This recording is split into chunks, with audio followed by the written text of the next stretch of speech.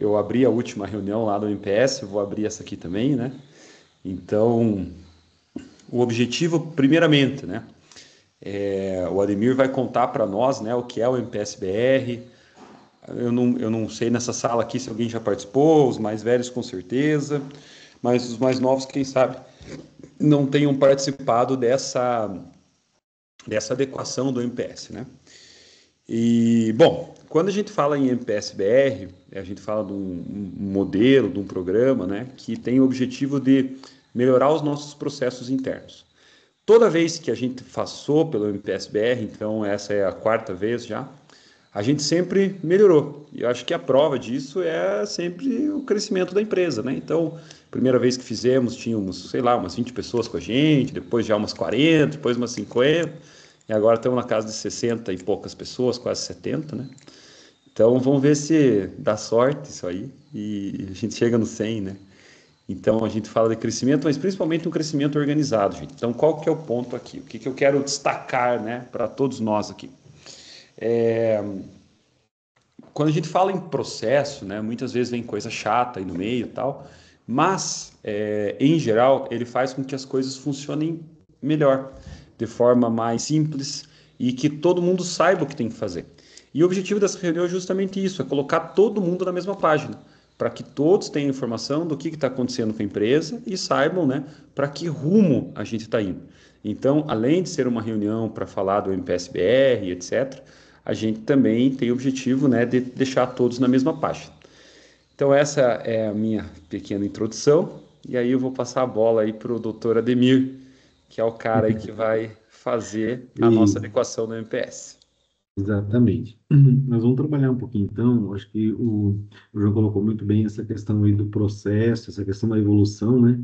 E aí eu queria exemplificar com alguns vídeos para vocês aqui essa questão aí do processo de evolução, tá? E aí eu queria que vocês prestassem atenção porque vai ter pergunta. O que que vai valer, João? Vai valer uma bala, um bombom, alguma coisa? Depois vocês veem aí o que que vale as respostas aí do vídeo, tá bom? Então vamos lá. Eu vou compartilhar a tela aqui. E aí vocês dão uma olhadinha. Eu não sei se vai sair o som, porque eu estava testando aqui para compartilhar com o som, mas se não sair o som, tudo bem, vocês dão uma olhadinha nas imagens aí, vai ser tranquilo, tá? Então vamos lá. Dei uma olhada aí, ver o que que vocês me dizem. Depois tem, eu acho que, alguns vídeos, tá? Aí no final eu vou fazer umas perguntinhas para vocês aí, eu vou deixar a palavra aberta, tá bom?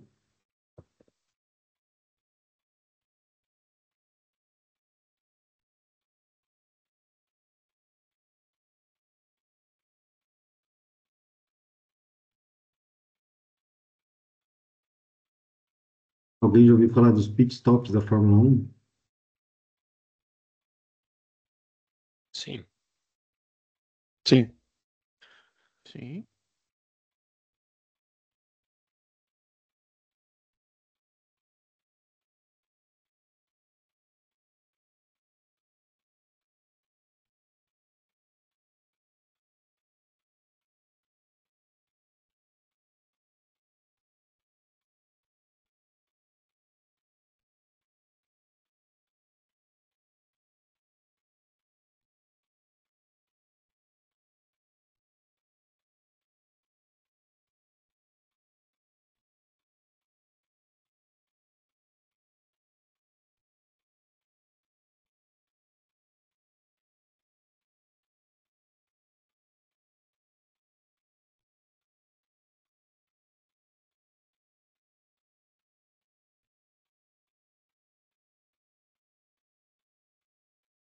Só 67 segundos. Agora 2013.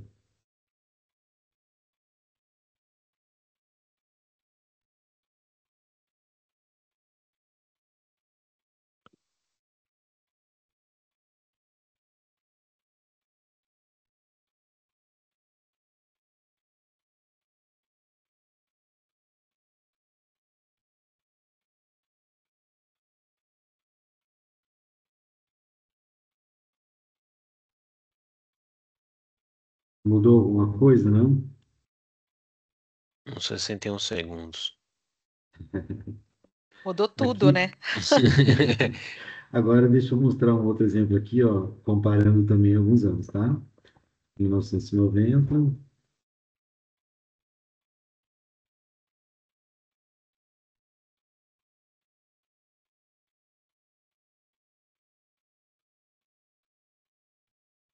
8,95, né?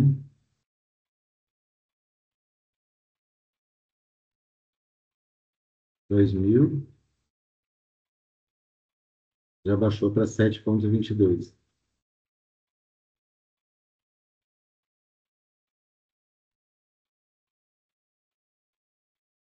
2010,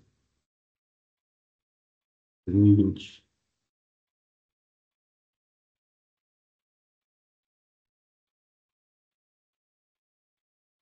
1,82, né? Olha o tempinho tudo lá. Vamos para mais um. Tá. Deixa eu tirar essa barrinha aqui, que eu me atrapalhei. Tá. Aqui, é isso. Esse aqui é aquele que está falando, 1,82. Esse aqui, ó, só para a gente entender o trabalho que é realizado, ultra slow motion, né? Só para entender esse de 1,82, que foi o recorde na época, né? E aí ele está mostrando de maneira bem câmera lenta.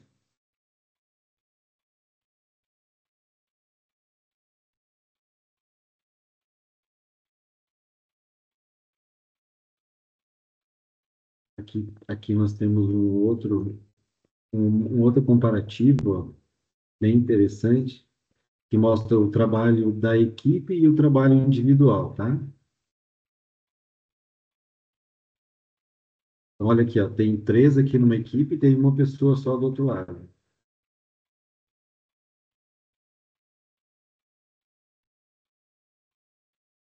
Viram a diferença dos tempos aqui, né?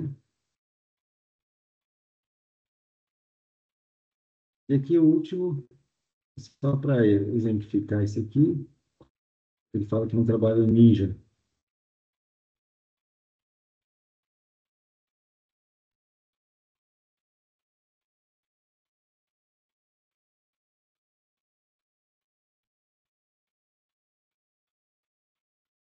Vou mostrar de novo aqui.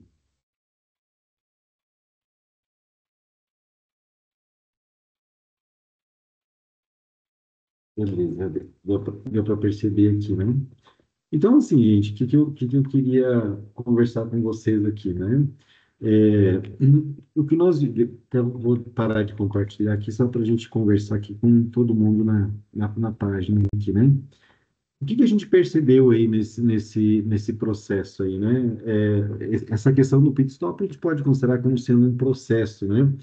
E aí a gente viu diferenças de anos anteriores, evolução de tempo e tudo mais. O que vocês perceberam aí nessa questão aí desse processo? O que vocês poderiam estar comentando para a gente? Parece que E, quanto mais pessoas, menos tempo. e com o passar dos anos, os processos foram ficando melhorados, né? Sim, E a questão de ferramentas também, melhoria das ferramentas utilizadas. o cara no começo usava uma marreta lá, né?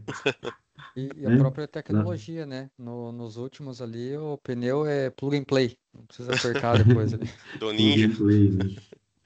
Em Boa, É, questão né? a também gente da Hum. parte da tecnologia tem muita inovação, né? Aquele recorde de 1,2 segundos da Red Bull, eles colocaram uma automatização para saber quando o pneu estava preso. Verdade. Uhum. Que mais que a gente pode observar ali desse processo? Falaram assim, muita gente, né? Só que, de repente, colocar um bando de gente ali em volta do pneu resolve?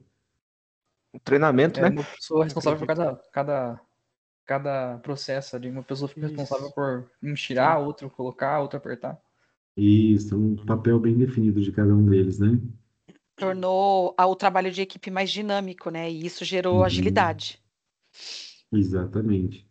Então, vocês falaram aí de treinamento, falaram de processo, falaram de papéis, né, de tudo mais, falaram de ferramentas, né, que evoluíram, né.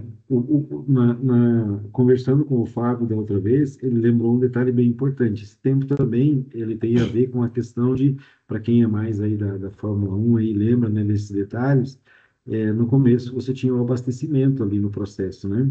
E depois eles, por questão de segurança, eles acabaram removendo o abastecimento, aí ficou só pneu, né? Então no começo lá você viu que ele abasteceu o carro e tudo mais. Mas aí começou a dar alguns, né? Imagina, carro superaquecido ali, né? Freio superaquecido, né? Às vezes o próprio vapor, às vezes o combustível podia gerar um risco ali, né? Para os mecânicos da equipe que estava ali. Então eles removeram o abastecimento desse processo. Então foi uma mudança também que facilitou e potencializou aí esse recorde, né, na troca de pneus. Também é uma coisa importante a gente lembrar, que às vezes a melhoria do processo também pode ocasionar, pode ser ocasionada pela própria mudança do processo e mudança das regras, caso você ache que aquilo, né, é importante e é relevante pro desempenho total e para a segurança também, né? Tá? O que mais que a gente poderia estar comentando sobre isso? Vocês acham que houve inovação nesse período? Total. Sim, né? Principalmente essa parte Sim. dos motores, de não precisar mais fazer o abastecimento, porque hoje os Isso. motores têm, hoje não, já tem um tempo, né? Os motores mesmo tendo 1.000 cavalos, eles conseguem percorrer bastante distância, até porque eles são híbridos, né? Eles não são só a gasolina, tem um motor elétrico Uhum. também. E aí Sim. ajuda a não ter que reabastecer e tal durante a corrida. Eles tiveram que pesquisar a autonomia do carro aí, né, para poder evoluir a partir dessa regra que foi estabelecida, né? Mas também não adianta ter um motor tão potente se a carenagem não tiver como diz, não for bem desenvolvida também, né? Tem toda a questão Uhum. de permanecer mais fixado no chão, um pouco mais levantada também, então tem tudo isso. Ou seja, a inovação ela aconteceu em vários aspectos, né? Não foi só na porca plug and play ali, Isso. né? Em todos os Na setores, né? Teve que ferramenta, em acontecer, todos né? os setores houve alguma mudança, alguma inovação, né? Agora, assim, vamos pensar assim, ó, essa inovação aconteceu quando, né? Aconteceu onde? Será que no momento do pit stop, ali, se o mecânico percebesse alguma coisa, ele falou assim, acho que agora, se eu fizer diferente aqui, alguma coisinha, ali no meio da prova, no meio da corrida, se eu fizer alguma coisinha diferente aqui, eu acho que vai melhorar. Vocês acham que daria certo? Eu acho que Tem é hora e tem lugar arriscado. para isso. Ah, A minha opinião sobre essa questão da inovação é que, assim, é, se a gente continuar fazendo a mesma coisa, a gente vai começar a ter retornos, mas esses retornos vão começar a diminuir, porque a gente vai uhum. começar a trazer a perfeição, né? Para melhorar, daí a gente vai ter que começar a fazer diferente em algum momento, né? Mas esse fazer diferente tem hora e lugar, né? Não é Isso. no quente que vai fazer. Não é no calor da batalha ali, né? Você tem que ter, como vocês comentaram, teve muito treinamento, teve muito ensaio, teve muito teste, né? E aí, no momento em que aconteceu a prova, estava tudo ensaiadinho, estava tudo bonitinho. Mas enquanto isso não aconteceu, né? Agora, no momento da prova, é o momento de executar aquilo que foi ensaiado, aquilo que foi combinado. Não inventar ali ou inovar, vamos dizer assim, né? Sem um combinado, sem um teste, sem uma preparação antes, como vocês bem colocaram, né? Tem hora e tem lugar para fazer isso. Então, assim, às vezes quando a gente fala, vou melhorar processo, vou desenhar processo, vou criar alguma coisa assim, o pessoal fala assim, puxa vida, vai engessar tudo aqui, né? Agora acabou a liberdade nossa, agora, né? E não é bem assim, né? Vocês viram ali no trabalho que quando o pessoal estava desenhando todo aquele sistema e os papéis ali, com certeza fizeram testes, fizeram um jeito, mudaram e tudo mais, né? E a coisa foi inovando, foi crescendo. Mas de uma maneira pensada, de uma maneira planejada. O que nós queremos aqui com o MPS é seguir essa mesma linha de raciocínio. Não tem processo que não possa ser alterado. O que a gente não pode é ficar alterando sem um planejamento, sem algo né, que tenha sido ensaiado, sem algo que tenha sido conversado, que tenha sido testado, validado, né? Que a gente possa sempre estar inovando. O processo, a gente fala assim que ele tem que ser uma coisa viva dentro da empresa, né? Ele tem que ser algo que vai sempre mudando, porque eu vou encontrando formas novas e ferramentas novas de fazer, né, as mesmas coisas. Isso vai me dando mais produtividade, vai me dando mais qualidade, vai me dando mais resultado, mas nós temos que fazer isso de uma forma planejada, só isso.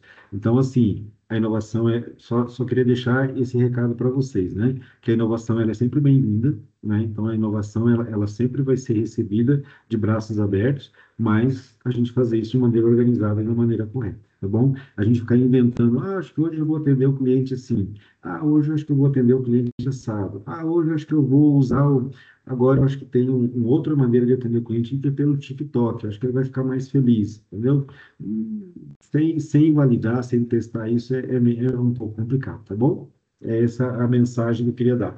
E, sim, boas ideias, né? Ideias sempre serão, as ideias, quer dizer, serão acolhidas e o grupo vai definir quais são as boas ideias que vão permanecer, tá bom? Aí, o objetivo hoje era a gente dar uma visão para vocês de processo, passar alguns conceitos iniciais, né, que são a base que a gente vai utilizar conforme a gente vai trabalhando. Eu vou mostrar aí os processos que a gente vai trabalhar, né, ao longo dessa implementação do PSBR, dessa nova versão. E aí nós vamos conversando e vocês vão, aqueles que já conhecem, como o João comentou, vão recordar aí algumas coisas, alguns conceitos até tiveram aí algum ajuste também, em função da própria evolução do modelo, e outros aí nós vamos criar uma base comum, né, para que todo mundo saia aí da mesma página, tá bom? Então vamos lá. Todo mundo está vendo a tela aí? Sim. Sim. Então tá. O MPSBR, ele é um acrônimo, né, de melhoria de processo de software.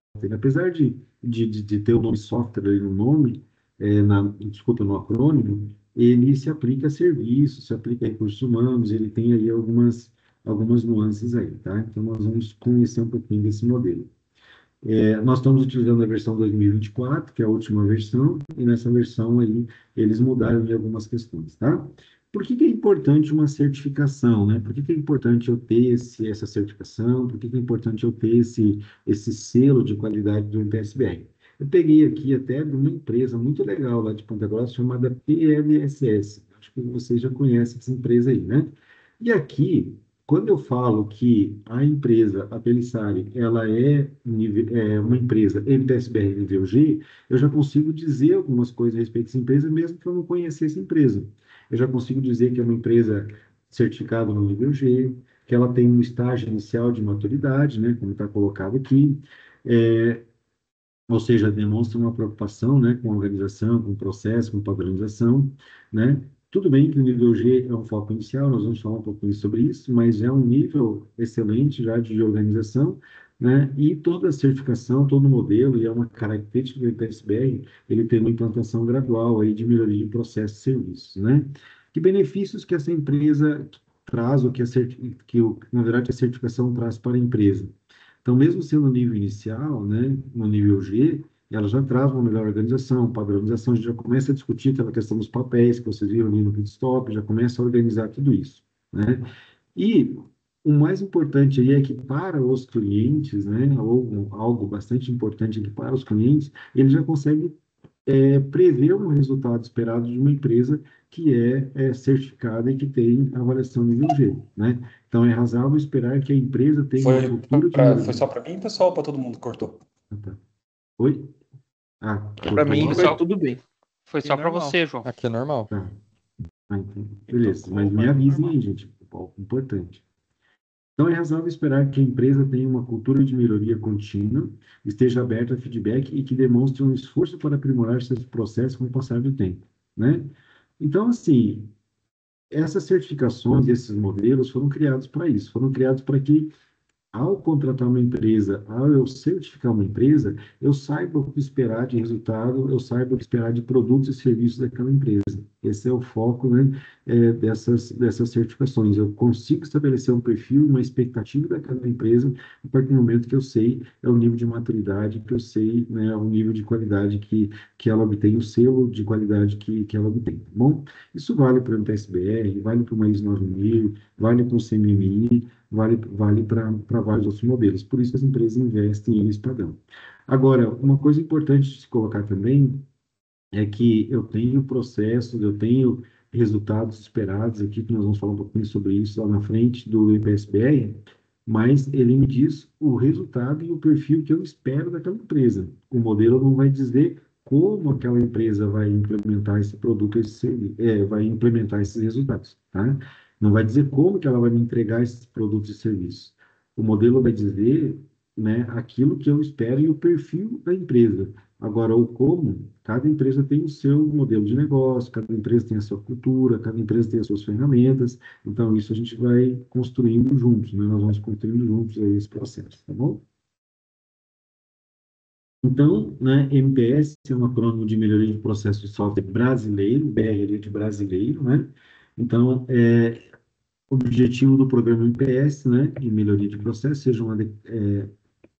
o objetivo do programa MPS que os modelos MPS sejam adequados ao perfil de empresas com diferentes tamanhos e características privadas e governamentais, embora com especial atenção às micro, pequenas e médias empresas, tá? Também é o objetivo do programa que os modelos MPS sejam compatíveis com padrões de qualidade internacionais. Isso é um desafio, né? Eu tenho um modelo de qualidade que seja compatível com a realidade e com as características de micro e pequenas empresas, né, do Brasil, né, o BR ali do brasileiro, mas que mantenha uma compatibilidade com modelos internacionais. Então, nós vamos avaliar um pouquinho como que eles conseguiram essa mágica aí, né, de manter esse modelo. Porque senão a gente cria um padrão de comparação entre nós aqui, né? Ah, isso aqui serve para o Brasil. Mas e se a empresa quiser exportar, ou quiser vender lá fora, ou quiser trabalhar com alguma outra empresa multinacional? Ah, daí o modelo não serve mais. Não, tem que ser compatível, tem que ter aí. E houve uma preocupação da Softex do comitê técnico, né, que evoluiu o modelo, para manter essa compatibilidade e manter esse padrão, tá? Por isso que aqui a gente vê que o modelo ele é muito baseado, né, em padrões, né, aqui no caso a ISO, né, mas ele também tem muita coisa, né, no caso a ISO 2007, a ISO 20000, né, que são a base do modelo de serviço, tá? E a ISO 33000, que é a ISO, que é a norma de avaliação. Mas também tem coisa do PNQ, do Microsoft, da ISO 9001, né, tem alguns modelos aí que acabam influenciando bastante o modelo. No começo do MPS, ele tinha uma influência muito forte do White, tá? O White foi aí a base aí do modelo e foi o que eles colocaram. Mas o White é um modelo privado, envolve questões técnicas, envolve questões de direitos autorais também e tudo mais. Então, nas últimas versões, eles migraram muito mais para ISO 20000 do que para o White. Mas ele carrega ainda muita coisa do White que vocês vão perceber aí ao longo da apresentação. Existe alguém que organiza o modelo, que é a Softex, né, a Softex, né, e ela coordena aí o modelo, e aí existe uma equipe técnica que coordena o modelo, o Senai faz parte dessa equipe técnica, o Fórum de Credenciamento e Controle, onde eu tenho as IS e as IASA, que é a instituição que implementa, que é o nosso caso, e a instituição que avalia, né, que faz a certificação, tá? E um comitê de ética, porque todas as avaliações e implementações passam aí pelo comitê de ética da Softex. Então, a base do modelo são normas e padrões internacionais, né, com o propósito de torná-lo acessível às empresas de software brasileiras, né, compatível internacionalmente. O que aconteceu aqui, gente? Só para vocês entenderem um pouquinho da história. Lá em 2002, 2003, na verdade, em 96, quando o Softex foi criado, eles tinham, né, como objetivo, tem ainda como objetivo, mas esses objetivos vão mudando ao longo do tempo, né, de conquistar, que o Brasil conquistasse parte do mercado de software internacional, né? Tinha um percentual, um nível de faturamento, então foi criado o modelo Softex. Quando criou-se ali o modelo, o pessoal falou, bom, nós precisamos começar a negociar com as pessoas lá fora. E aí começaram a participar de feiras, de eventos, de seminários lá fora, e aí começaram a ver um problema de credibilidade, porque, puxa vida, um mercado brasileiro, um mercado que eu não conheço, como que uma pessoa da Europa, uma pessoa, né, da América do Norte, vai confiar numa empresa e confiar toda a sua gestão, dos seus sistemas, né, dos seus serviços, toda a sua infraestrutura para uma empresa que eu não conheço e que não tem nenhum padrão de qualidade, não tem uma certificação, não tem uma garantia de que eu vou fazer um investimento agora e daqui a 5, 10 anos essa empresa está no mercado. Então, eles perceberam que precisavam ter essas certificações, precisavam ter esses selos de qualidade que acreditassem as empresas. Mas o Brasil não possuía esses selos. Até houve uma tentativa de implantar ISO 9000, mas não deu muito certo para as empresas de software, não surtiu o efeito que eles desejavam. Então, eles começaram a se espelhar em outros modelos. E aí, assim, ou a gente capacitava pessoas nos modelos internacionais, e aí esse modelo se tornaria caro, porque numa avaliação oficial eu teria que trazer alguém de fora para isso, ou eu criava um modelo nacional que fosse equivalente aos modelos nacionais. Essa segunda estratégia foi adotada e aí surgiram esses vários modelos, né, PSBR software, serviços, né, RH, toda essa estrutura que nós estamos comentando com vocês aqui a partir de 2003. Os primeiros grupos aí surgiram em 2006, 2007, e aí a coisa foi acontecendo. Tá? Hoje são mais de 1.000 empresas aí certificadas no Brasil. Aqui dá para ter um pouquinho da ideia da questão da compatibilidade que eu comentei com vocês, tá? O CMMI, ele trouxe uma inovação que foi a questão dos níveis de maturidade. Essa caixinha pequena que vocês estão vendo aqui, deixa eu sinalizar ela para vocês, para vocês visualizarem. Essa caixinha pequena aqui, ó, que é o CMMI, ó, 2, 3, 4, 5, são os modelos de maturidade aqui do CMMI. Então, ele vai crescendo dessa forma. Só que essa escada, para nós aqui, é uma escada muito íngreme, né? Vocês têm uma ideia que um projeto CMMI nível 3, ele vai em torno de 2 anos e meio para você poder ter uma certificação, né? Nível 2 aqui também é um projeto de 1 ano, 1 ano e meio, mínimo, 1 ano e meio. Então, o que que o pessoal fez? Mas nós precisamos manter a compatibilidade, precisamos manter uma equivalência aqui com o modelo. Eles criaram uma escada com degraus mais tranquilos aí né, de a gente galgar, entendeu? Então, assim, hoje, para eu atingir o CMMI nível 2, por exemplo, eu tenho o nível G e o nível F do MPSTR. As práticas que eu vou implementar nesses dois níveis aqui vão ser equivalentes ao CMMI nível 2. Para o nível 3, eu tenho as práticas do E, do D e do C, para poder ser equivalente ao nível 3. Então, assim, eles foram criando, né, pensando em micro e pequenas empresas, pensando em empresas menores, foram quebrando ali o modelo e quebrando, né, esses níveis para que a implementação ficasse mais fácil, projetos mais curtos, vitórias mais rápidas e assim por diante, tá bom? Em toda essa cultura, mas sem abrir mão da qualidade, sem abrir mão, né, de todos os requisitos de qualidade. E aí, o que que acontece? Às vezes, por exemplo, eu posso parar no nível G, posso parar no nível F, às vezes eu não tenho nível 3 completo, parei aqui no nível E. Não tem problema, você vai ter aquele nível que de qualidade, tá? Então, você consegue ter ainda um resultado, consegue ter uma melhoria, mas não fica com um processo tão pesado, com uma implementação tão longa, né? Que é uma dificuldade grande, não só para a nossa cultura, mas também para os nossos investimentos, tá? E nós estamos falando aqui do nível G, que é o nível parcialmente gerenciado, né, e um olhar, né, para o nível F, que é o nível gerenciado. Então, nós vamos ter processo do nível G e vou falar um pouquinho desse processo depois, e os dois processos do nível F também, que é o nível gerenciado, que a gente vai trazer eles para o nível G, né? Eu não estou implementando o nível F de maneira completa, mas tem dois processos ali que são interessantes para nós. Bom, mas eu falei de processo, nós vimos aí os pitstops, vimos uma série de coisas, mas afinal de contas, o que que é um processo, né? Então, é um conjunto de atividades interrelacionadas ou interativas que transformam insumos, que são entradas, em produtos saídas, né? Essa é a definição ali da BNT, né, que ela traz aí o conceito de processo. Conjunto de atividades que se interrelacionam e geram um resultado, que são insumos, entradas, transformados em produtos saídas. Aqui tem um exemplinho de processo. Então, eu tenho aqui um processo, tenho aqui as áreas, que são os papéis ou as áreas, os departamentos, eu tenho determinados passos, decisões que eu tomo no meio desses passos aqui, até eu chegar no final. Nós vamos ver aí, vai ficar bem claro para vocês depois, que nós temos propósito e resultado de cada processo. Então, um processo ele tem um propósito, o objetivo principal da execução do processo, né, e prováveis resultados com sua implementação, e um resultado, que é o resultado observável, né, do sucesso, do alcance do propósito aí desse processo, tá? Então, o processo vai se dividir principalmente nesses dois itens aqui. E o que nós queremos com o MPSBR é cumprir todos os resultados de cada um dos processos que compõem aquele nível. Nós vamos trabalhar aí essa organização, vocês vão entender bem direitinho isso, tá?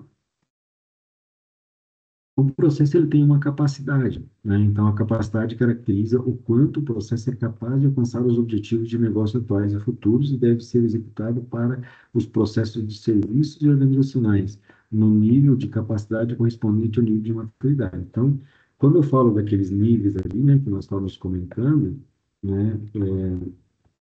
Lembra que nós estamos falando dos níveis aqui, são níveis de maturidade. Cada nível de maturidade tem os seus processos. Então, a capacidade, ela vai entregar conforme o nível de maturidade da organização, tá?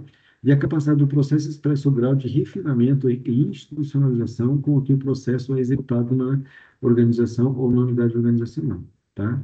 Então, aqui, a capacidade dele, né, é o quanto eu consigo garantir que aquelas entregas vão acontecer, o quanto ele está na rotina, o quanto que ele está no dia a dia da organização, né? O quanto aquilo faz parte da rotina. Saiu lá do papel, saiu lá do diagrama e ele faz parte da rotina da empresa, tá? Aqui é uma divisão um pouco mais didática, mas só para a gente entender. Eu tenho processos de serviços e processos organizacionais, né? Tem processos que dão suporte aos processos que vão atender diretamente ou de maneira mais direta ao cliente. Então, aqui eu tenho, por exemplo, o atendimento de solução. Alguém tem que atender o chamado do cliente. E para que eu tenha atendimento de solução, a pessoa tem que estar capacitada, né? Eu tenho que medir esse processo, eu tenho que adquirir alguma coisa, né, caso seja necessário, a pessoa tem que estar com todas as versões e documentos, né, atualizados. Então, assim, existe uma série de processos de apoio que me ajudam, né, a executar os serviços que estão mais diretamente ligados ao atendimento ao cliente, tá? É basicamente essa a divisão aqui desse processo. Nós vamos falar aí de vários processos, né? Então, nós vamos falar aqui, ó, por exemplo, no nível G, da gerência da operação de serviço, da gerência do nível de serviço, do atendimento de solução e da capacitação.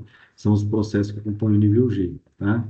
E, além disso, né, nós temos também processos no nível F. Nós não veremos todos aqui do nível F, veremos só a medição e veremos a gerência organizacional do serviço. São os dois do nível F que nós vamos ver, tá?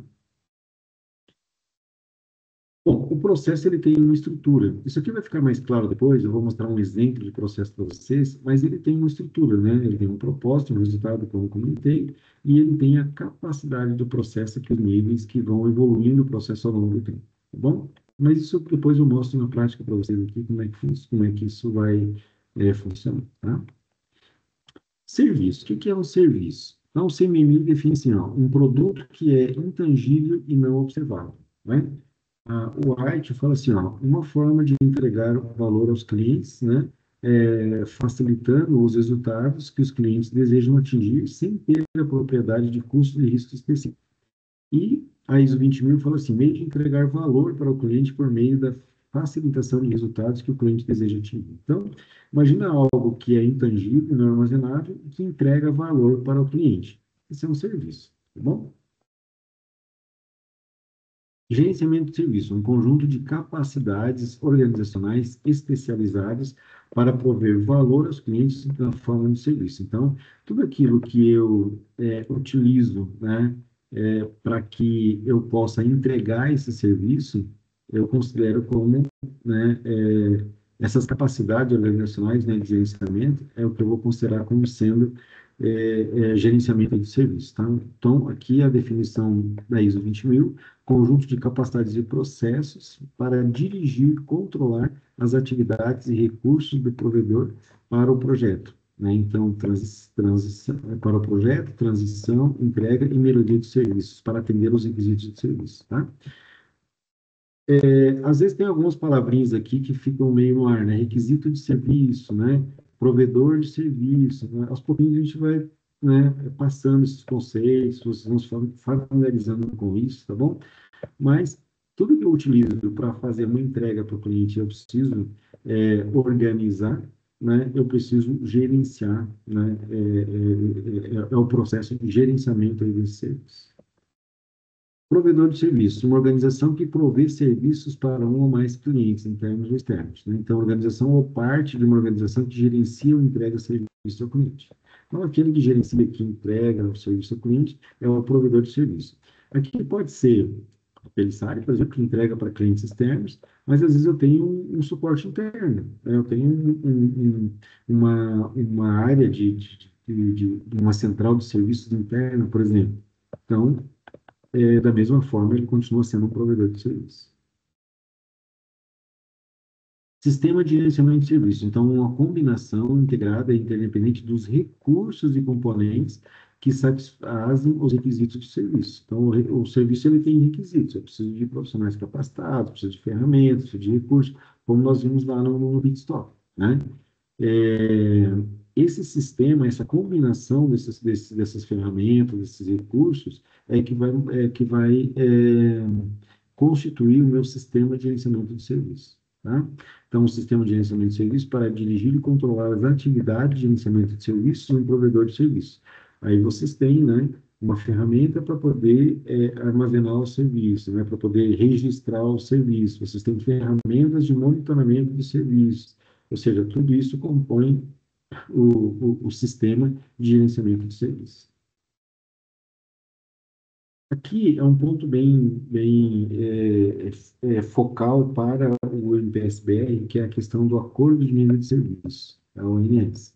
Então, um acordo documentado entre o provedor de serviços e o cliente que identifica os serviços e as metas de serviço. Então, alguns já viram essa sigla como SLA, né? Acordo de nível de serviço, Service Level Agreement. Então, um acordo entre o provedor de serviço de um cliente, aqui é cliente, né? Assim.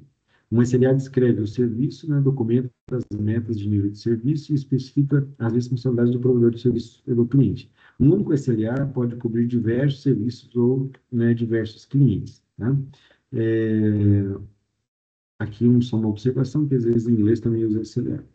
Então, assim, é importante que quando nós definimos lá quais são os serviços que a gente executa num catálogo de serviços, por exemplo, eu descreva o meu acordo de nível de serviço. Aqui não significa, tá, gente, que nós vamos precisar no NPS ter esse acordo firmado com o cliente, tá? Mas internamente nós precisamos gerenciar isso. O GLPI já está preparado para isso, né? Já tem lá uma já tem funcionalidades que calculam e que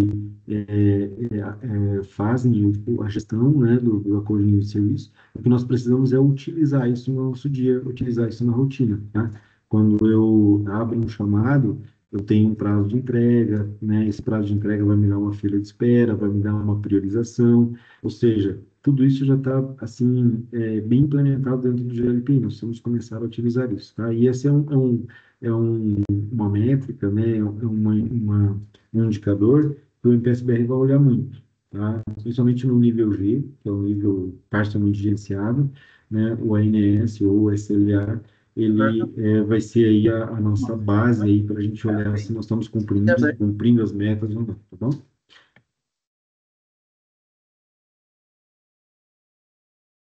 Outro conceito também que nós temos é o conceito de incidente, tá? Então, assim, o que é um incidente?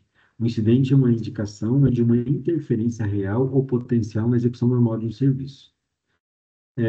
Uma interrupção não planejada ou a redução da qualidade de um serviço. A falha de um item de configuração que ainda não afetou o serviço também é um incidente. Então, aqui temos a definição da ISO 20000 e temos a definição aí do ITIL, tá bom? Então, vamos pensar assim, ó. Deixa eu exemplificar para vocês aqui, ver se vocês conseguem discernir o que é um incidente e o que não é um incidente. Por exemplo, vamos supor assim, o cliente teve um problema lá, né? Por exemplo, assim, ele tá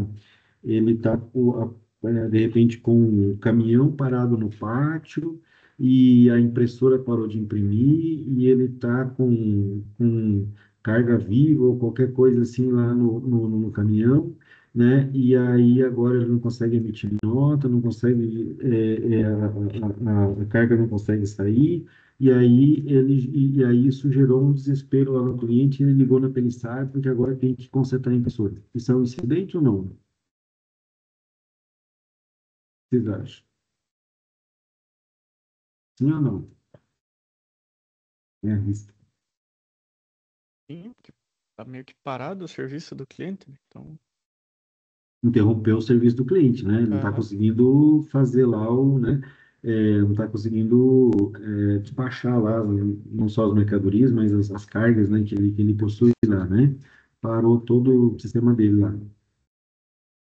Agora, vamos supor que você vai falar assim, puxa vida, eu vou fazer um atendimento emergencial aqui, né? Vou pegar uma impressora que eu tenho aqui, vou levar lá para o cliente, vou substituir rapidamente para ele, né, poder, em meia hora eu pego o carro aqui, vou ali em Castro, ali, já resolvo, né, instalo a impressora para ele, ele começa a imprimir. Só que no meio do caminho, acabou a gasolina do carro. Ah, não, acabou a bateria do BID. Daí, é um incidente ou não é um incidente? Eu acho que não é um incidente, porque era possível prever, conferir, né? Olha, então assim, ó, o que que acontece? É, houve uma mudança de conceito aí quando o MPSBR fez uma transição do ITIL para ISO, tá? O ITIL, ele olha muito o incidente sob a ótica do cliente. Então, por exemplo, assim, se eu perguntasse para vocês sobre o aspecto do ITIL e tudo mais, parou de imprimir lá, quebrou, estragou a impressora, né, no meio da expedição, no meio do, né, caminhão, fila de caminhão no pátio e tudo mais. Para o ITIL, sim, é um incidente, tá? Para o ITIL é um incidente. O PSBR vinha com isso até 2020. Agora, se no teu catálogo de serviço está previsto que você faz substituição, conserto, ou que você resolve problemas de impressora, e se está no teu catálogo de serviços isso, então aí para ISO 20.000 não é um incidente, tá? Pode ser um atendimento emergencial, pode ser um atendimento de urgência, mas ele não caracteriza como incidente, tá bom?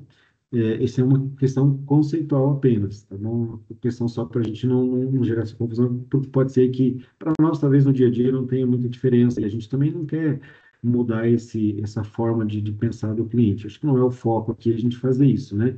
E ter que educar todos os clientes. Olha, aquilo que você pedia como incidente, agora você não marca mais como incidente. Acho que não vale a pena fazer isso. Mas internamente é importante que a gente saiba administrar isso, tá? Que a gente saiba separar e a gente saiba dizer, olha, isso aqui é algo que estava no meu catálogo, que eu estou preparado para atender, só que eu vou precisar estar preparado para atender de forma emergencial, porque o cliente está parado e o cliente interrompeu lá a sua operação, tá bom? Isso é de novo, é um conselho. Agora, o que a ISO coloca como sendo incidente é algo que não está planejado, que não está no meu catálogo de serviços, que não faz parte, né, dos serviços que eu oferto e que pode afetar ou interromper a prestação de um serviço sob o ponto de vista do provedor de serviços. Então, no caso, por exemplo, o caso lá de ter acabado o combustível, né, a bateria na BID, no caso do cliente, ele falou assim, não tem nada a ver com isso, né? Esse carro é da Pellissari, o que que eu tenho a ver com a bateria? Para mim não é um incidente, mas para a Pellissari é um incidente, tá? Então, a ISO mudou um pouco a ótica disso, olhando do ponto de vista do provedor de serviços, e não do ponto de vista do cliente, tá? Porque pensa assim, gente, qual que é a lógica da ISO? Não tem certo e errado aqui, né? Nós só estamos entendendo o modelo e a base do modelo.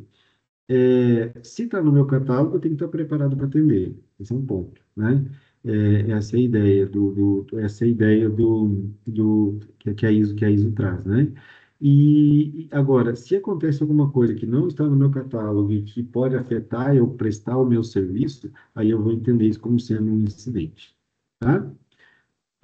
Então, a gente vai precisar começar a mapear esse tipo de coisa, começar a anotar esse tipo de coisa, porque isso vai preparar a gente lá no próximo nível para fazer tratamento de problemas. Quando eu tenho incidentes que se repetem, né, eu começo a ter problemas. Mas aí é importante que, aí pensando um pouquinho na avaliação, pensando no avaliador que vem, né, que ele vai certificar aí os nossos processos, quando chegar lá na frente, lá no meio do caminho, ele vai falar assim, escuta, vocês fazem uma separação entre chamados, solicitações e incidentes? Vocês vão falar assim, fazem. Aí ele vai pedir para exemplificar, né? E aí a gente tem que começar a pensar nesse conceito aqui, porque senão aí a conversa vai ficar, né? Ele vai falar, isso aí não é um incidente, isso aí é um incidente. Então, quando vocês pensarem em incidente, internamente, falando nosso, né, como Pellissari, a gente vai pensar sempre no incidente do ponto de vista da Pellissari, não do ponto de vista do cliente, tá bom? É só um conceito, mas aí se nós estamos só prevenindo aqui que na avaliação a gente tenha problemas. Dá para manter o registro da maneira como está hoje? Não tem problema nenhum. Só que talvez internamente tenha que reclassificar ele aqui como, né, apenas um chamado urgente ou emergencial, ao invés do incidente, tá? Tudo bem? Agora, isso que foi colocado, né? Desculpa, eu não sei quem falou assim, que dava para a gente prevenir, dava para ver que a bateria estava baixa, né? Quem falou foi? Foi eu, Laís. Ah, Laís. E isso, Laís, aí a gente pode tratar isso assim, mas como que se não está no meu catálogo, então eu vou ficar à mercê disso? Não. Aí você tem a gestão de riscos, tá? Que faz parte do Entendi. NPS. Daí você tem que prever o risco de furar um pneu, né? De estragar o carro, de acontecer algum incidente no meio do caminho que venha impedir que eu preste o serviço, tá bom? Dá para mapear esses Dá, riscos, isso, né? e aí você mapeia como risco e não como, Tá bom. né? Claro, você registra como um incidente, né?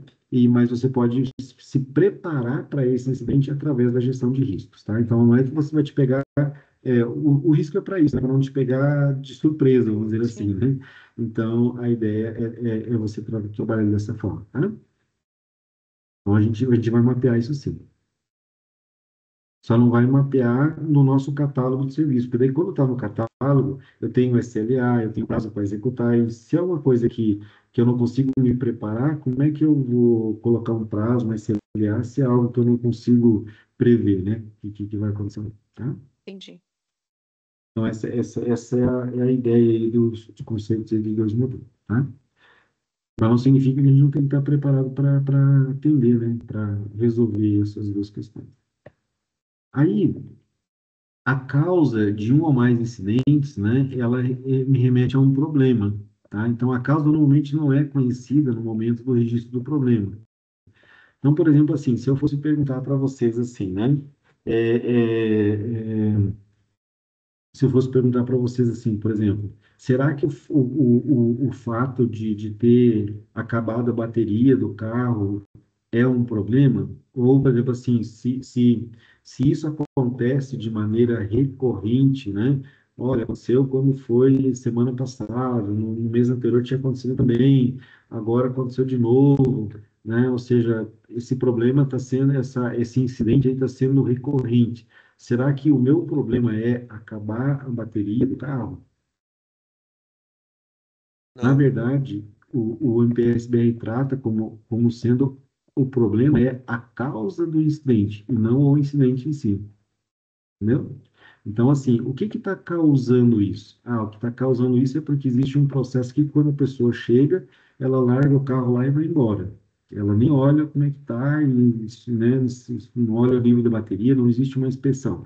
Por exemplo, aqui no Senai, a gente tem uma prática, por exemplo, se o tanque do combustível tiver no meio ou abaixo do meio, eu sou obrigado a entregar o carro, né, com o tanque cheio. Eu tenho que ir lá abastecer. Tá? Então, existe uma regra, existe um conceito. O carro, eu cheguei de viagem, olhei lá o marcador de combustível. Está no meio ou do meio para baixo, vou e abasteço.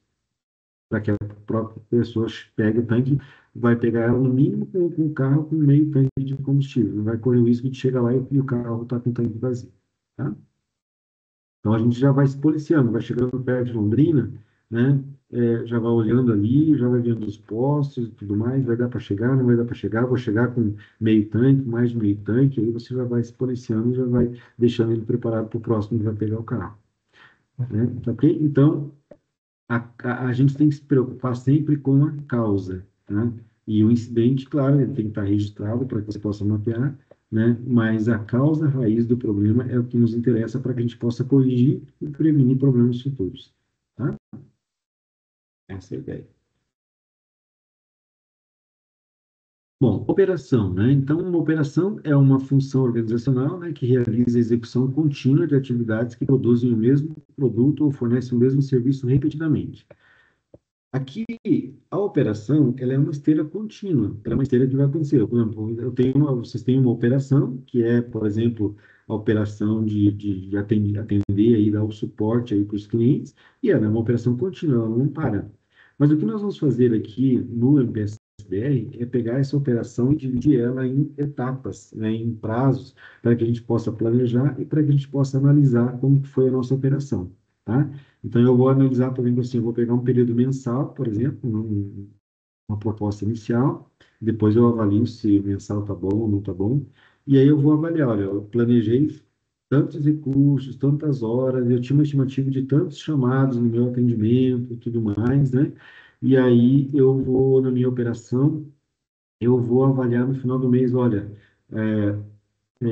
aconteceram realmente os chamados que eu tinha planejado, mas eu não consegui atingir o SLA que eu tinha esperado, atrasei tantos chamados, né, o ANS lá, né, que nós comentamos, porque, de repente, eu tive uma pessoa que ficou doente, eu tive diminuição na carga horária do serviço, ou seja, o que aconteceu ali, né? Então, eu vou analisar a minha operação. Mesma coisa pode acontecer na área comercial. Eu tenho uma operação, tenho um planejamento, eu vou fazer aqui uma campanha, vou fazer tantos contatos, vou conseguir tantos leads, vou querer fazer tantas demonstrações, e aí você vai avaliar depois da operação naquele período para ver o que aconteceu, por que você atingiu aquele resultado, ou não atingiu, ou superou aquele resultado, qual é o tempo de resposta que eu tenho dos clientes, ou seja, aí nós vamos colocar parâmetros e medições para que eu possa analisar se a operação foi de acordo com o que eu havia planejado.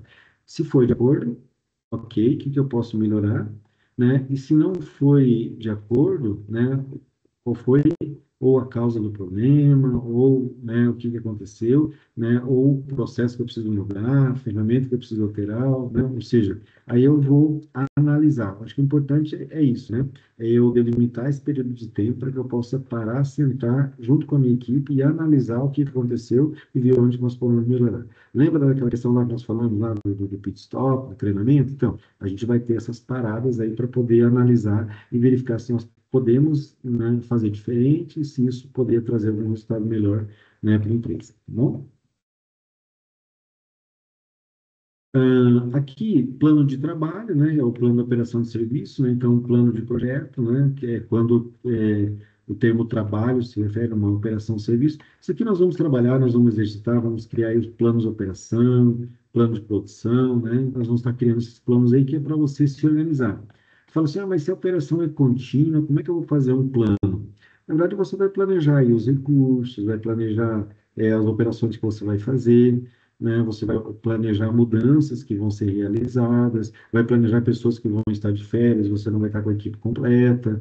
Ou seja, tudo isso a gente vai procurar planejar, colocar no papel, planejar os riscos, né?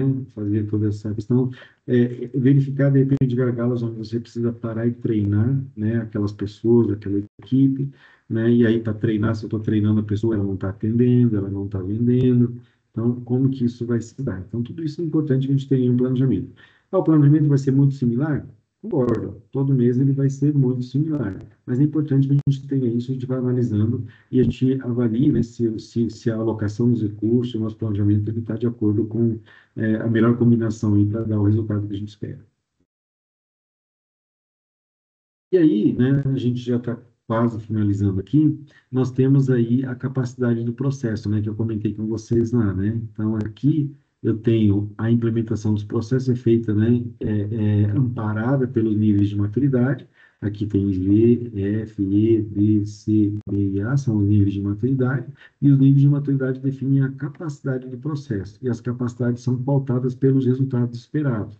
Então, aqui, deixa eu só exemplificar para vocês entenderem, né? Então, aqui no caso, por exemplo, pegamos aqui o nível G, parcialmente gerenciado, e aqui eu tenho a capacidade do processo. Então, a capacidade do processo do nível G, né, expressa o grau de refinamento e institucionalização com que o processo é executado na organização, unidade organizacional, o atendimento aos níveis de capacidade é requerido para todos os processos. Então, isso aqui vale para todos os processos. Tá? Lembra que eu comentei que aqui nós temos vários processos para atender o nível G? Isso aqui se aplica a todos eles. Por que se aplica a todos eles? O processo produz os resultados definidos. A execução do processo é planejada e monitorada. As pessoas estão preparadas para executar suas responsabilidades no processo. É isso que eu vou verificar para que o processo, né, para que eu possa aferir a capacidade do processo no nível G, né? Que o processo está sendo executado, ele produz o resultado, que ele é planejado, o processo ele é planejado, e que as pessoas, né, são preparadas para executar as suas responsabilidades, o seu papel dentro de cada processo, tá? Depois eu vou mostrar aqui para vocês a diferença. Então, aqui, de novo, né, falando da capacidade do processo, pegando agora a capacidade do nível F, para vocês verem a diferença. Ó, No nível F, aí eu vou evoluindo a capacidade do meu processo. Como que o processo evolui? Como é que aquele processo lá de gerência da operação que está lá no nível G, ele evolui até o nível A, aumentando a capacidade do processo. Olha só, no nível F, se eu for olhar esse mesmo processo, ou isso se aplica a todos os processos, veja que o 1, 2 e 3 é exatamente o mesmo que nós tínhamos colocado aqui, ó, né? O 1, 2 e 3, ó, são exatamente os mesmos, tá? O processo produz resultados definidos, o processo padrão, diretrizes para adaptação são usados para... Aqui ele já está no nível... isso, no nível F, tá? Então, aqui ele já começou a olhar, a falar assim, olha, antes eu tinha só a execução do processo planejada e monitorada. Agora ele já está falando de um processo padrão e diretriz de adaptação, né? São usados para planejar, executar e monitorar o trabalho. Planejamento inclui identificação de papéis, responsabilidade de cronograma. Você viu que já mudou um pouquinho, né? Já tem um processo padrão. Não é só executar um processo, tem que executar o processo padrão que foi definido. As pessoas estão preparadas para executar. Ó, a verificação objetiva de que o processo é seguido. Então, tá vendo? Isso aqui não existia antes. Escuta, está sendo verificado se o processo está sendo seguido? Está sendo verificado, item 5, se os produtos de trabalho selecionados são avaliados objetivamente em relação ao processo e padrões aplicáveis, os resultados são registrados, comunicados e resolução de não conformidades é assegurada.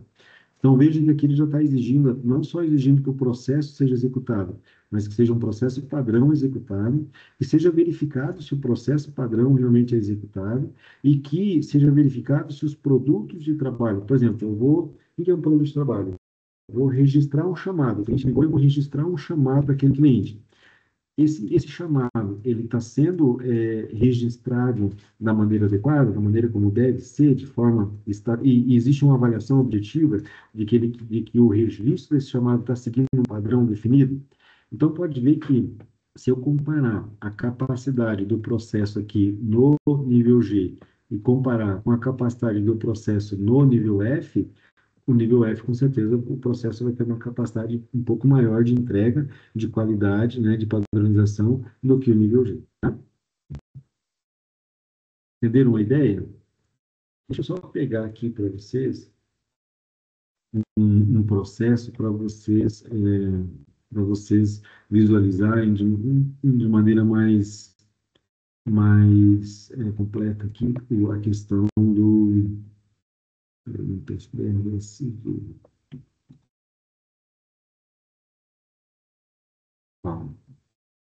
aqui eu tenho o Guia Geral de Serviços, né, do MPS, né?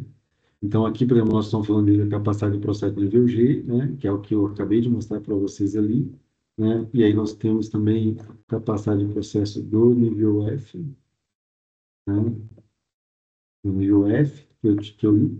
E eu vou mostrar um processo. Vou pegar aqui, para não pegar um processo muito grande, vou pegar aqui, ó, atendimento e solução. Tá? Então, aqui lembra que eu comentei com vocês que o processo ele tinha o quê? Tinha um propósito, né? Ó, o propósito do atendimento de solução é tratar incidentes, problemas e solicitações de serviços, né, de acordo com os níveis de serviços estabelecidos. E aqui eu tenho os resultados esperados. Então, o que eu espero fazer lá no nível G com esse processo aqui? Incidentes e solicitações de serviços são registrados, classificados, priorizados, analisados e tratados.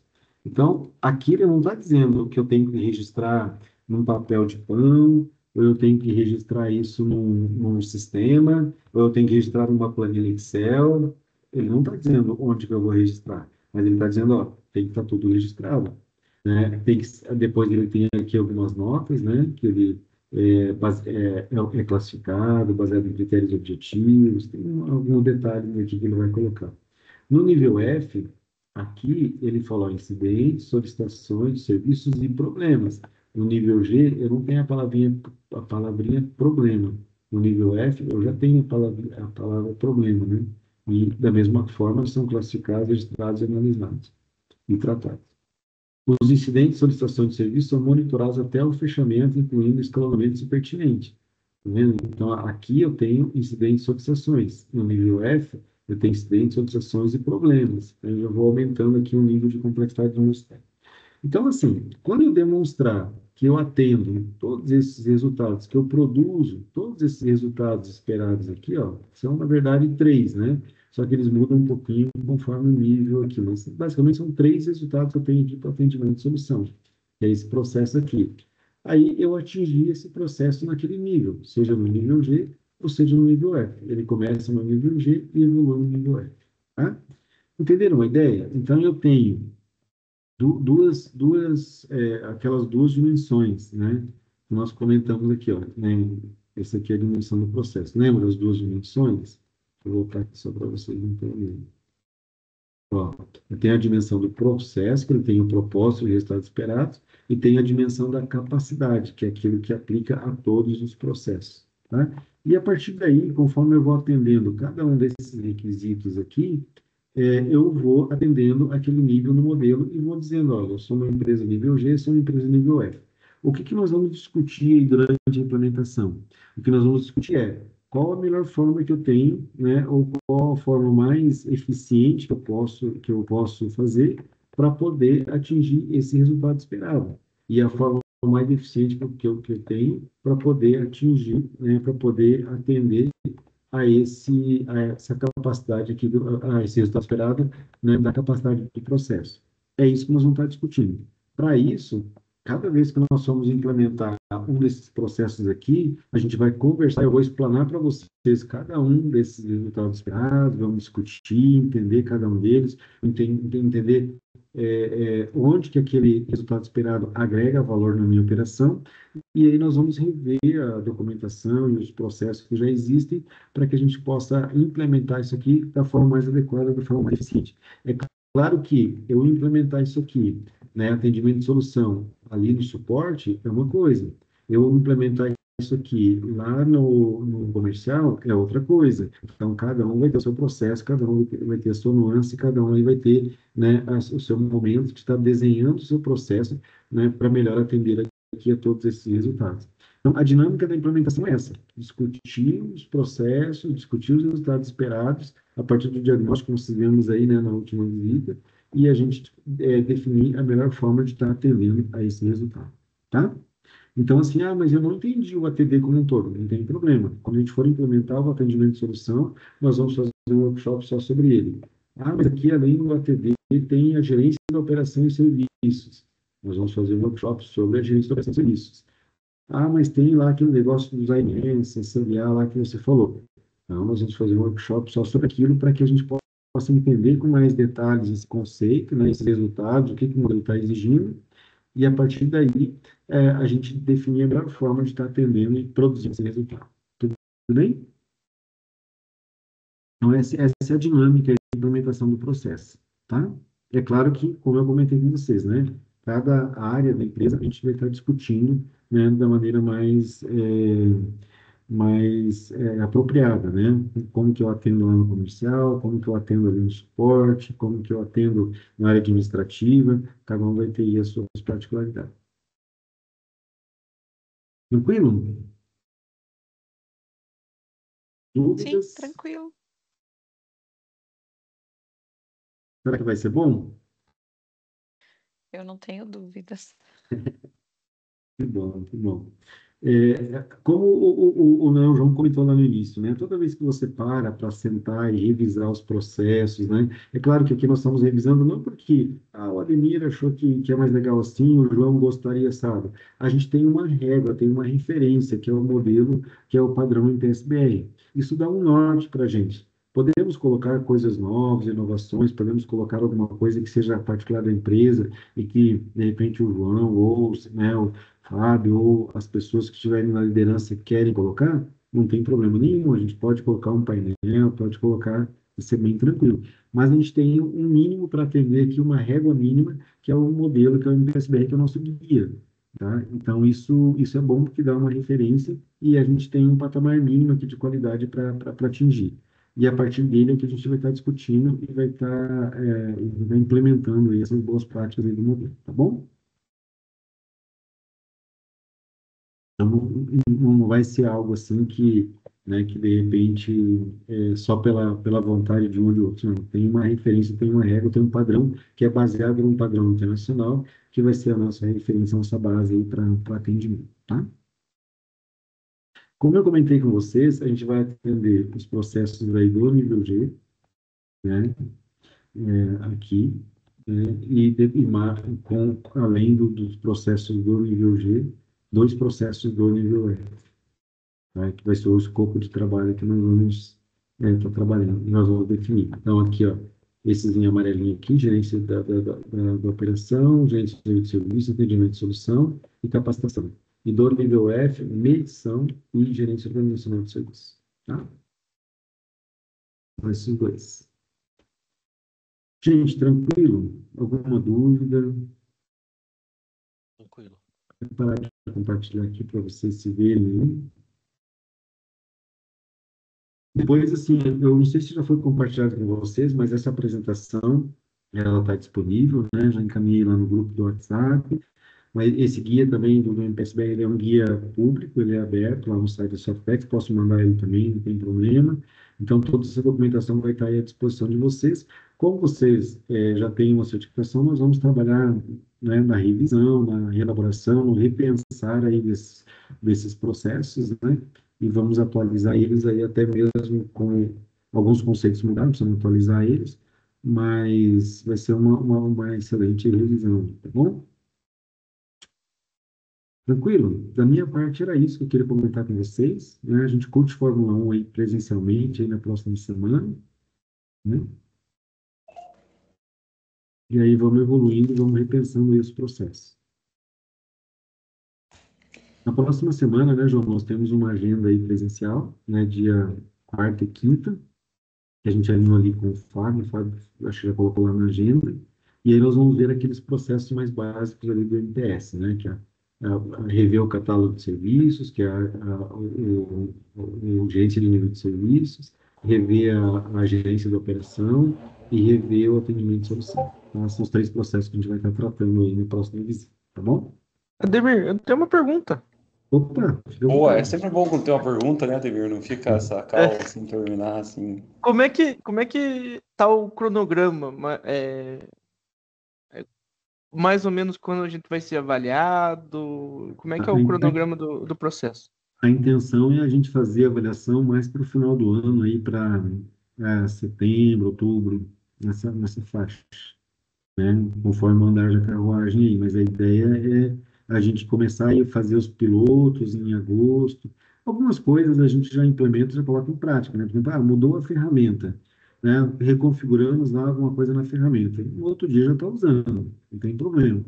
Mas algumas práticas aí a gente vai exercitar um pouco, fazer piloto, para daí fazer a certificação. Lembra que toda vez que a gente faz a implementação, né, a gente faz um gap, né, de 100%, ou seja, faz uma simulação da avaliação antes de ir para a avaliação oficial. Então, a ideia é fazer isso em agosto e setembro, e daí em setembro e outubro a gente chamar a avaliação oficial. Tá? Legal. Tenho uma dúvida também, Ademir. Na verdade, confesso para você que é a primeira vez que eu atuo diretamente, né, com o MPS.br. E eu nem conhecia antes. Vim conhecer aqui na Pelissari. Aí a minha dúvida é a seguinte: você falou que a gente já está no 4º ano, né, dessa certificação. Você faz um depara de como estava a nossa maturidade no ano passado e como está a nossa maturidade agora? Na verdade, eu fiz um diagnóstico, né, na última visita, para saber assim, das práticas do MPSBR, como que elas estavam sendo executadas. Então, esse diagnóstico eu já deixei, né, com um relatório com vocês aí, né, para olhar o quanto vocês estão em relação ao modelo. Então, na verdade, seria praticamente, não vou dizer que é um depara, mas era uma régua, né? Foi uma avaliação que a gente fez para verificar, olha, de tudo que a gente implementou, o que ainda continua. E o que a gente percebeu, assim, na verdade, a documentação está aí, a ferramenta está aí, a gente precisa maximizar o uso da ferramenta, né, e revisar os processos, revisar aquilo né, que já estava implementado e que agora já precisa retomar algumas práticas que acabaram, né, acabaram não acontecendo mais, né? Que nem o monitoramento dos SLAs, o monitoramento dos riscos, né? Elaborar o plano de operação. Então, assim, mas se você for procurar na documentação, tudo tem modelo, tudo tem template, então só vamos avaliar se realmente essa forma que estava documentada no processo vai ser a forma mais adequada para esse momento que a Peliçara vive agora. Entendi. Tá bom, obrigada, viu? Não. Agora, viu, gente, assim, só para colocar, né, para vocês, é natural essa questão, por exemplo, de você recertificar, de você passar o modelo. Primeiro, vocês viram ali como o modelo evoluiu, né? Os conceitos mudaram, então é natural que você vá adequando o modelo, adequando os processos. Então, você recertificar os níveis, repassar, as pessoas também mudam, algumas participaram do processo anterior, outras não. Então, esse trabalho de recertificar e tudo mais, o modelo é assim, tanto é que o modelo vence a cada 3 anos. Então, o próprio MPSBR, sabendo disso, ele já tem um mecanismo que a cada 3 anos o certificado vence. Então, né, eu preciso realmente fazer essa renovação e essa recertificação, e para isso, né, como você vai ter que avaliar a empresa novamente, você precisa repensar e reavaliar o processo. Tá? Então, faz parte da dinâmica do modelo essas recertificações. Tá?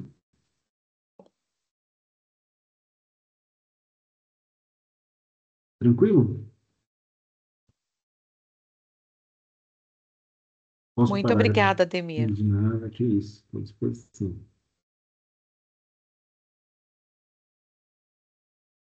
Tá. A gravação aqui. Tá, a gente depois